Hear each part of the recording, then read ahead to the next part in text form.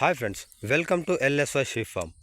Friends, మంద చాలా తక్కువ కనిపిస్తుంది అనుకుంటున్నాను కదా ఫ్రెండ్స్.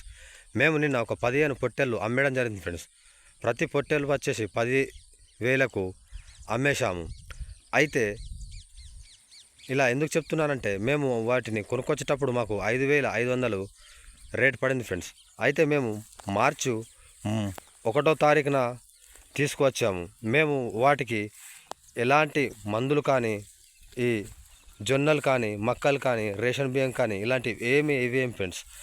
అంటే మేము మందుల మీద కాకుండా ఎక్కువ వీటికి అంటే తిండి మీదనే ఎక్కువ టైం కేటాయిస్తాము. అంటే వాటి బాగోగులు ఏంటి అని మేము ఎల్లవేళలా వాటిని పరీక్షిస్తూ ఉంటాం ఫ్రెండ్స్. అయితే నేను చెప్పేది ఏంటంటే, అంటే మాకు చాలాసార్లు పోయాయి. కాకపోతే యూట్యూబ్ ఛానల్ పెట్టాక రైతులకు కూడా చెప్పాలి, ఆ మందులు ఈ మందులు వేసి పెరుగుదాయని చెప్పేసి మనము ఎదుటివాడిని చూసి అంటే చాలా దానాలు కొనుక్కొచ్చి వేసినట్లయితే ఎలాంటి ఫలితం ఉండదు ఫ్రెండ్స్.